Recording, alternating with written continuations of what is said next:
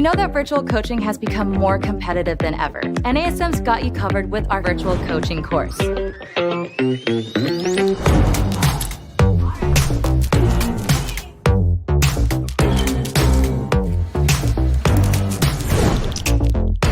NASM's virtual coaching course provides a complete solution to help you translate your services into a successful virtual platform. This course will give you the tools to build and operate a sustainable virtual business model. The formats may be different, but you're still delivering fitness training and effective behavioral coaching. That doesn't change even if you can't be in the same physical space as your clients. The truth is, this is the way to reach more clients and expand your reach and impact. There's never been a better time to carve out your very own virtual space, and NASM is here to help. Welcome to NASM's virtual coaching.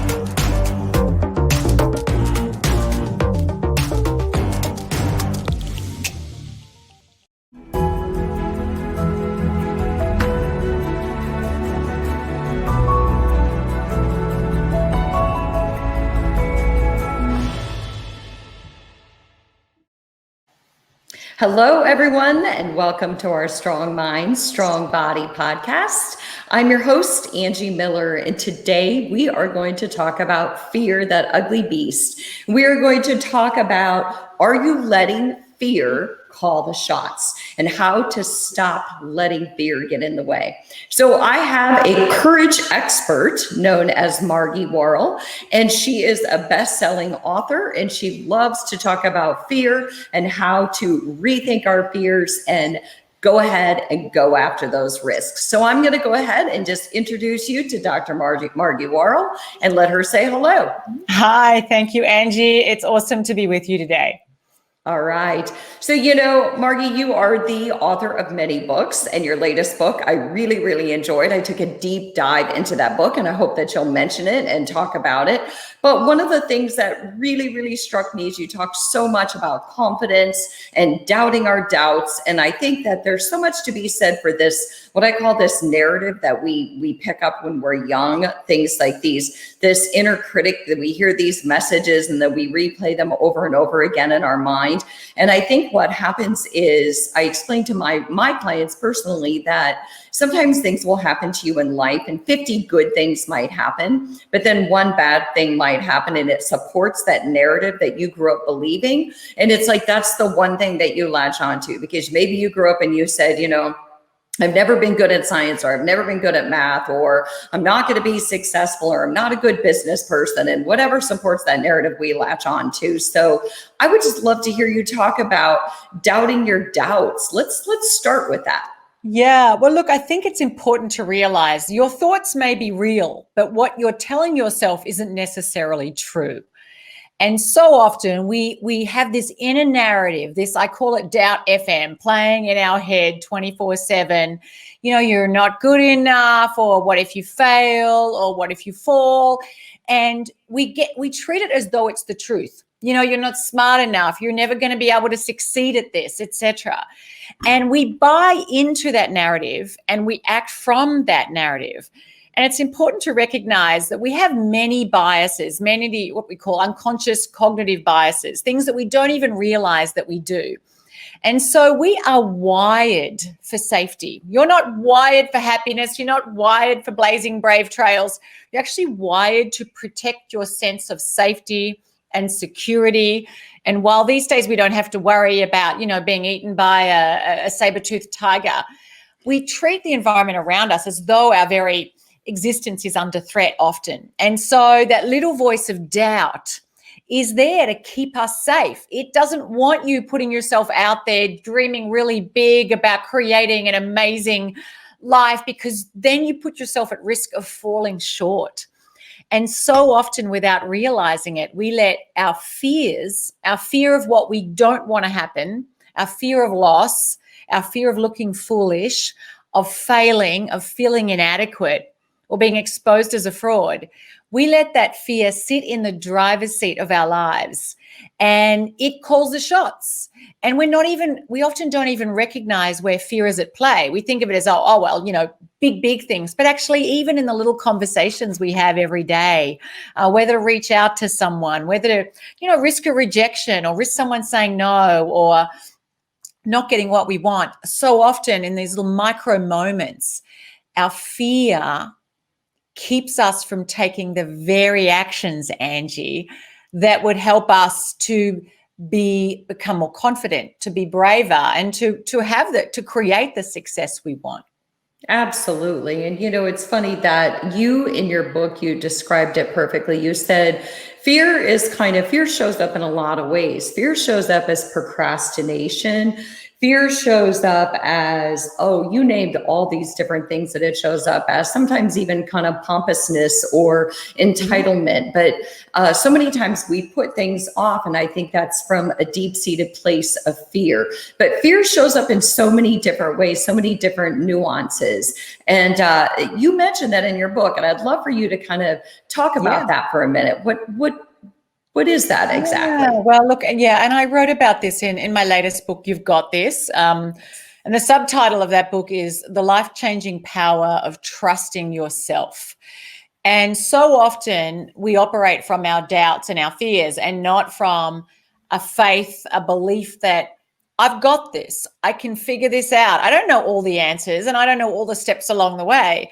But one day at a time, 1 hour at a time, 1 minute at a time, one conversation at a time, I can figure it out. And so, you just ask, what are the ways that fear can show up? Well, to anyone watching, I would invite you to think about, which areas of my life am I not able to give myself at least an 8 or 9 out of 10? It may be in money. It may be in relationships.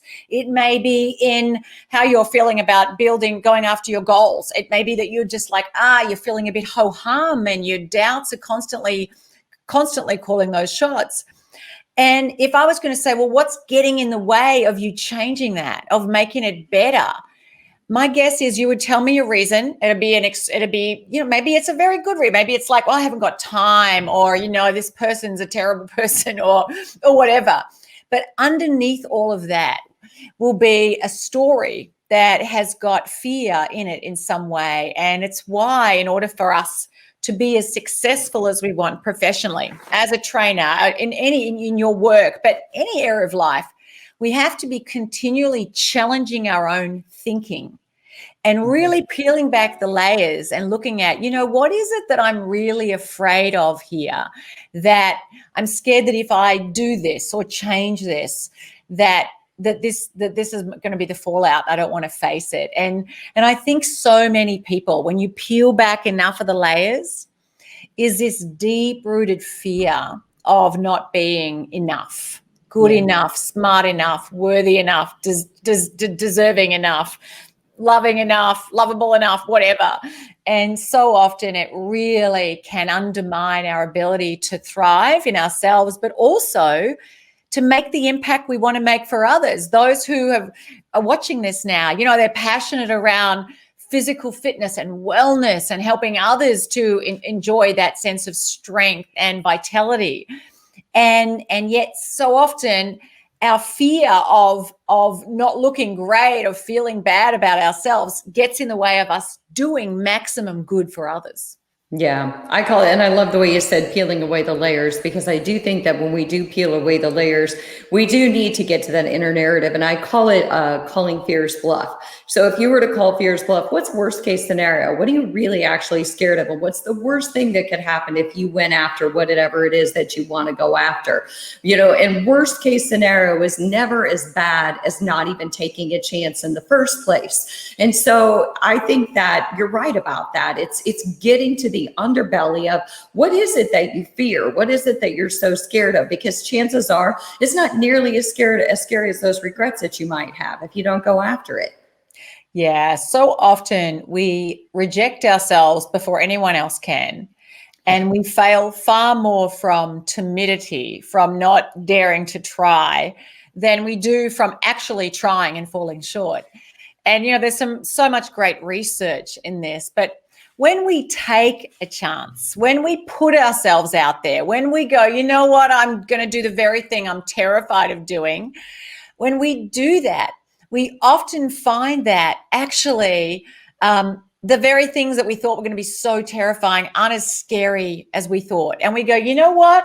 That wasn't so bad. You know, the ground didn't open up. I didn't fall to my death. Last year, this time a year ago, actually, my husband got COVID. I was living in Singapore. I'm now back living in the USA. And he got COVID. He had to go to hospital. I had a book tour that was launching. And I decided, look, you know, my fear kind of welled up and I was feeling kind of overwhelmed. And I had to just get, okay, what's the bravest response I can have here? So I'm on Facebook and obviously all the social media. And I just decided I would just get on social media and share my journey. He ended up away for 30 days. And by simply like really getting present to my own fear and deciding I'm not going to let fear keep me from showing up in the bravest way I can in this moment when I'm feeling so vulnerable, it empowered me. I actually think I probably never felt as empowered in my life as I did during those moments when I was feeling so overwhelmed and also so vulnerable. And it speaks to the fact that when you do when you're in that moment of feeling afraid and you decide I am not going to let my fear stop me from speaking up, showing up, being the person I really want to be, even though I'm not feeling as brave as I want to be, I'm going to act as though I am. It actually emboldens us for bigger things. So, you know, Margie, what I loved in your book, probably my favorite part, and it came to me at the perfect time, was I read the part in your book where you talked about how you don't have to know exactly where you're going. You don't have to know exactly where you're going to end up. You don't have to wait for all the circumstances to be perfect. You just have to agree and settle with yourself that you're not going to stay where you are and you're going to take that first step. And that spoke to me because I hosted my very first women's retreat this past weekend. And I knew it was coming and I had been waiting for all the steps to fall into place and me to know exactly what A through Z was going to be in the alphabet. And another friend had basically just told me the same thing that I had read in your book. And then I read it again and thought, you know what? This is coming to me for a reason. Yeah, awesome. You know, it's funny, Ange, I started running my own women's weekends. I wouldn't call them retreats about 6 years ago. And I remember when I felt inspired to do it, but I remember thinking, I've never done this before. It was like my own public sort of weekend. And the voice in my head was like, you know, there's so many people out there who are experts in this or that or the other. And in the end, I thought, you know what? I feel called to do this. I'm just going to do it. And even though I don't know exactly what I'm doing, and I'm going to give myself permission to not do it perfectly in the marketing for the weekend, to look back on it and go, you know what? I would have done more of this or less of this, etc. And I'm sure for you, when you look back at the end, you go, well, I might have scheduled it a little bit differently. I might have structured it a little bit more of this or a little bit less of that. But you cannot know that unless you've done it. And so often we want to get to the point that we know everything. We've got the mastery without actually having gone through the doing. And we learn so much more from doing than we ever can from simply studying it or planning for it or preparing for it. And so the only way we can ever really become masterful in anything is by giving ourselves permission to start where we are and to get better as we go along and to iterate and to discover what works and what doesn't work, et cetera, et cetera. And I see so many people, whether it's working as coaches, whether it's in any domain actually, but I often see it with people who are wanting to start their own business or go out and do something that they feel really inspired to do and feeling like, oh, but I don't know what I'm doing. I need to be as good as that. I need to be like Tony Robbins before I do my first, you know, personal empowerment event, etc. I'm like, he had to start somewhere too. Right. And so just start where you are because you have value to add right now. People will benefit from what you know right now. And that doesn't mean there's not a whole lot more you can learn, but right now you have enormous value. And I think the more we give ourselves permission to not do something perfectly first time every time, it actually allows us to be in action. And it's while we're in action that we're learning. Yes, absolutely. And I think that if I had waited for all the chips to fall into place, I would have never, ever done it. And I did hire some coaching, and I would recommend that anybody out there who you just can't take that leap of faith, hire a good coach, hire a good mentor, somebody to work with you, somebody to remind you everything that you're saying, Margie. And again, I'm talking to Margie Warrell, and she is a courage expert, and she just wrote the book, You Got This. And that's what this is all about, is just calling fear's bluff and getting fear out of the driver's seat and say, you know what, move over. I need to try some things. But I couldn't agree with you more. And this is what my coach had said, and this is what a good friend of mine had said. You have to stop trying to control all the variables. And this is what I talk to my clients about in mental health, trying to control all the variables, trying to predict this outcome and this outcome and this outcome, and what if this and what if that. And you can't control the variables because you don't even know what they are yet. It wasn't until I hosted this retreat that I knew what I was up against, or that I knew what the obstacles were going to be, or that I knew what my successes were going to be. You just absolutely have to step out. It's like taking that first step into water. You're not on solid ground anymore. And you just have to go with that. You have to kind of have a little bit of that sinking feeling, but yet it's a bit of a floating feeling as you start to go into it and feel successful. And so as the day went on and the retreat went on, I picked up momentum and speed and courage. Awesome. And that's what it took. That's like blood running through my veins of saying, okay, now you know for next time. So I would encourage anybody out there who's kind of right on the edge of all these doubts and all these fears. The only way you're ever really going to know is to put yourself out there and take that first step. And there's nothing, to me, there is no failure except for the failure of not trying. Not taking a risk on yourself. Yeah, I think something, and I wrote about this in You've Got This. If you've got a doubt, there's something you want to do and you haven't been doing it. You've been making very, very good quality excuses and rationalizations, because let's face it, if you're looking for excuses, you'll always find them. But play this tape forward, play it forward. Okay, so you stick with that reason, you stick with that doubt. 1 year from now, 5 years from now, 10 years from now, how are you going to feel about yourself and your life if you keep on that default path that you're on right now? And often we discount the cost of letting our doubts call the shots, of not taking those actions and defying our doubts. And so get present, put yourself in the shoes of your future self 5 years from now. And think about it. How will I feel if I stick with this reason? If I stick letting this doubt is sitting there in that driver's seat? And the chances are you're going to go, you know what? I'm going to feel pretty crappy about myself. I'm not going to feel great. Well, then ask yourself, okay, if I was in action and I was continually defying that doubt right now, how will I feel even 1 year from now because I've dared to try? And you will, just by imagining it, you'll go, you know what? I just feel more empowered because I have backed myself here. And so often when we think about taking an action, our doubts kick in and we focus more on what could go wrong and on what we could lose versus what could go right and what we could gain. In fact, our brains are twice as sensitive to potential losses as they are to potential gains. Right. And so just consult with your future self. If you take, current default course of action or brave course of action. And, therein is often a very powerful motivator. Yeah, I agree wholeheartedly. I talk a lot about how so many times we focus on what's not working instead of what is working, or what could go wrong versus what could go right. And so it's all about reframing, and they teach that a lot in cognitive behavioral therapy, just a simple reframe. When you notice yourself saying what could go wrong, force yourself to say, for every 2 things that I say could go wrong, I have to reframe that and I have to name 2 things that could go right. And for every time that I focus on my doubts and fears, I have to name a couple of things that I could gain from being courageous. And so I do think that there's a lot of cognitive processes that need to happen in our own head. We need to be able to call our own bluff, and we need to be able to call ourselves out and say, I'm not allowed just to talk about the negative. I have to give myself a reframe. Even if I don't completely believe it or buy into it, how do we build confidence? Well, we fake it till we make it. Right? So we have to shift that narrative in our head and keep saying it over and over again and call our own bluff. Yeah, there's some great research that shows that you might not really believe you can do it.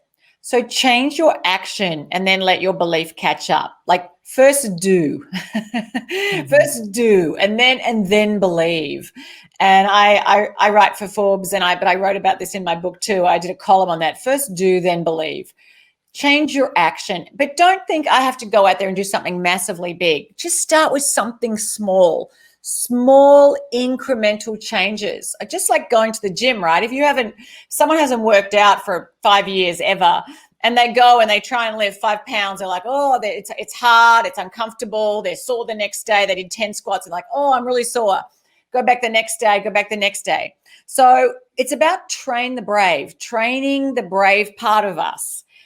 Taking the actions, even though you might not feel confident, even though you might not feel brave. But if you do that every day, just something small, I'm going to go up and talk to someone I don't know. I'm going to just make conversation with someone in the line at the coffee shop. I'm going to just something that for you is a little bit uncomfortable, but it's definitely a stretch. It's a little bit uncomfortable, but it's not maybe terrifyingly uncomfortable. The next day it becomes less so and less so and less so and less so. And we build up that courage muscle, that confidence muscle. Mm-hmm. And so, first chapter of this book is don't wait for confidence. Do not wait until you're sure that you're not going to fail or that you're sure that you have all the answers before you start. Right. Just start small and train the brave. There's never going to be a perfect time for anything. If we think back, even when we decided to have kids, was it the perfect time to have kids? Was it, nothing in our lives ever happened at the perfect time. Generally, things happen as they're meant to happen and as we're willing to put ourselves out there. We're only going to get the reward as much as we're willing to go after the risk. And you actually say in your book, action is the antidote to fear. Mm-hmm. And I do think that our fears, our fabricated fears, are so much bigger than anything that actually comes to fruition when we put our plan into action. So my fabricated fears about my virtual women's retreat didn't even hold a candle to any resemblance of fear that I had when I was actually doing it. So action truly is the antidote. It's like worrying about taking your CPT exam, or worrying about taking your CES exam. But the minute you take action and you start studying and you delve into that first chapter, you're building a little bit of confidence. And then you read the second chapter. Now you're a little bit more confident because you're doing more and more action toward whatever it is that you want. And it's what we tell our kids to do, but sometimes we struggle with that whole action piece of the equation of going after what we want. Yeah, and I'm just recognizing that it is actually physically uncomfortable. Sometimes we can feel nausea in our belly, or our chest is tight, or our throat is dry. There's fear manifests in the body. It constricts us in some way. And that's not fun. No one enjoys that. I don't go, oh yeah, I love feeling really sick in my stomach and having my legs shake. So really, as you notice yourself feeling nervous or feeling that vulnerability, that sick feeling, whatever it is, embrace that. Instead of going, oh, I don't want to feel this, embrace that. Interpret that as a sign of you are growing into your potential. Oh, I do a lot of keynote speaking, and it's been virtual over the last year, but when I go out and speak at conferences, and sometimes there's several thousand people in the audience. And some of the times I've been at places where, they're 90% PhDs, or they're, incredible. I've been at NASA or whatever, people that are incredibly accomplished, sometimes CEO audiences. And there's a part of me that's like, my stomach's feeling nervous. Who am I to be on that stage, that imposter syndrome? And I'll say, you know what? I have everything it takes, an enormous value to add here. And so I know I'm growing into my own greatness by stepping confidently onto that stage. So taking that big, deep fear, feeling into it, but then connecting with that brave part and going, you know what? It's not about me. It's about what I can give. And so to anyone that finds themselves caught up in that, embrace those uncomfortable feelings in your body, and then put your focus onto what is it that you want, not on what you don't want. What do you want to give versus on what do you get? What's the value you have to bring to others? And it can really shift the mental, emotional, spiritual, and physical place that you're in. Yeah, I love that. I love that. Really putting your mind and your body, your whole physicality, your whole emotional body into focusing on what you want instead of what you don't want. And like I said, offering those reframes. So every time you give an argument for why it won't work, you have to reframe and give an argument for why it will. And one of the things, before we kind of close up our show here, I want to talk about is at the beginning, I talked about that inner narrative, that inner critic, that we get these ideas in our mind when we're kids, and we pick up things in the world that people say or do in response to us, and often we'll latch on to whatever supports that narrative. So if 50 people say a compliment to us, but one person says something that gets into our deep-seated fear and supports that critic, we hold on to that as if that is the truth. And you talk a little bit about that in your book, and you talk about questions we can ask ourselves to kind of call the bluff on that inner critic. And one of them is, one of the first questions you talked about is just ask yourself, is it true? And it goes into, is there evidence to support that it's true? What evidence do we have to support that this critic has actually been, has taken you in dark places? Because if you're considering this next step, you must have been successful somewhere to believe in yourself enough to even consider it. And I often remind people of that. We don't even consider dreams and goals unless somewhere deep inside of us, we have some burning desire and we feel like we're worthy of that dream or goal. So I love those questions. Do you have anything you kind of want to add to that about the questions we can ask ourselves to Yeah. Well, and I think you're right. We often hone in. I mean, we are Teflon for good and Velcro for bad. One person says one good thing and we like, we feel terrible. But 20 people can say you're awesome and we're like, oh yeah, whatever, and let the good stuff sink in. And instead, when you get negative feedback or something doesn't land the way you want, instead of kind of internalizing that and treating that as though it's the truth, look for evidence that contradicts it. And I think we actively need to be out there looking for the evidence that actually goes against the negative thoughts that we have. Because our brains are often on alert, and we can, if you're looking for red in your environment, you're going to hone in on all the red. Well, actively look for green, and I think go out there and be so mindful and intentional about what you're putting your attention on, because what we put our attention on expands. What you focus on expands. And if all you're doing is focusing on what you can't do, what you got wrong, who didn't like you or love you, then you're just magnifying that in your own mind. And that takes up a disproportionate amount of your energy and creativity. Instead, be deliberate. Who is it I want to help? What do I know? Who have I helped before? What do I know I'm good at? And just get back on the horse and get in action. Yeah, I love that. I call that focus on what you're focusing on. And so, sometimes if people come to me and they don't like their boss, or there's something that's not working, and they list 30 reasons why they shouldn't like that person or why this isn't working. And I always say, can you give me something that is working? And it always throws them off guard. Or, can you tell me about what's good about this person? Because it's focused on what you're focusing on. If we're looking for bad in people, we're going to find bad in people. If we're looking for all of our faults, we're going to find our faults. So it's whatever we're focused on the most is what we see, feel, and experience in our world. We support our own narrative based on where we put our energy. And I do believe in manifesting energy. And sometimes we just have to manifest that energy toward what we want. But I will tell you, after doing this weekend, for all of you out there, again, action is the antidote to fear. And the minute you take action, all of that fear dissipates, and you realize that it wasn't anywhere near warranted for for the step that you took, right? Because we generally start small. So Margie Warrell, you are the courage expert and the author of You Got This. And I really appreciate you being here today and talking about how we can get fear out of the driver's seat. And I look forward to having you back again in the near future. And one thing that I want to leave everybody with, I love what you said. You said we are Teflon for good and Velcro for bad. So in other words, we let the bad stick and then we just don't let the good in. But I would encourage you to do the opposite. Be Velcro for the good and be Teflon for the bad, right? So thank you so much, Margie. I really appreciate you being here. I hope everybody is well, and we will see you next time.